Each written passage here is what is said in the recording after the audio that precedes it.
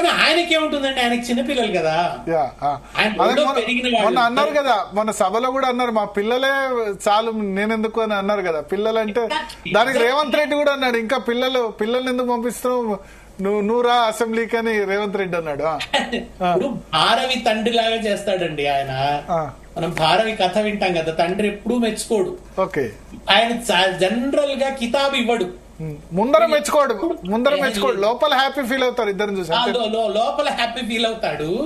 కానీ ఎప్పుడు కూడా నేను చాలా సార్లు నేను పర్సనల్ గా చూసినాను కదా, మీకు ఇది అర్థం కాలేదు, మీరు ఇది అర్థం చేసుకోలేదు, దీన్ని ఇంత గంభీరంగా చూడాలి, మీరు రొటీన్ పొలిటికల్ జాగాల్లో మాట్లాడుతున్నారు, మీరు రొటీన్ పొలిటికల్ ఇదిలోంచి అర్థం చేసుకుంటున్నారు, ఇవి కావు, ఇదిగో ఇట్లా ఉండాలి, పబ్లిక్ సెంట్రిక్ ఉండాలి, ఇంత గంభీరంగా ఉండాలి అని ఎప్పుడు పాఠాలు చెప్పటమే. ఓకే, చాలాసార్లు నిర్ణయాల విషయంలో కూడా కేసీఆర్ గారితో ఉండేది అంటే ఆయన పర్ఫెక్షనిస్ట్ అండి. చాలా మెటిక్యులస్ ప్లానింగ్ ఉంటుంది, ప్రతి దాంట్లో తన సొంత ఇన్వాల్వ్మెంట్ ఉంటుంది, ఏది ఎవరికి అప్పగించదు. ఇప్పుడు ఇన్నాళ్ళుగా సభలు పెడుతున్నారు, హరీష్ రావు గారికి సభల మీద ఎంత పట్టు వచ్చింది అసలు నిజానికి. ఆయనకు అప్పచెప్తే ఆయన అన్ని చేయగలడు, ఆయన వదలరలా, పూర్తిగా వదలడు.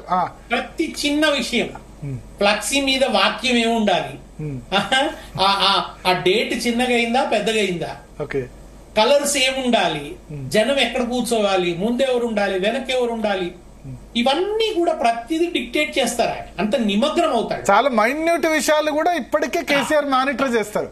చాలా ఎక్కడ జనం స్టక్ అవ్వద్దు, జనం మళ్ళీ వెళ్లిపోవాలి, భద్రంగా చేరాలి, మెటిక్యులస్ ప్లానింగ్. కోప్పడుతూనే ఉంటారు. కోప్పడ్డం అంటే మామూలుగా ఉండదు, మళ్ళా అవతల వాళ్ళ మొహం ఆడిపోయేలాగా కోప్పడుతుంటాడు ఆయన, వాళ్ళు ఎవరన్నది చూడరు. ఓకే, ఎందుకంటే ఆయనకు ఆ విషయంలో ఉండే నిమగ్నత అనండి, యాంగ్జైటీ అనండి, వీటన్నిటి వల్ల అట్లా ఉంటుంటారు.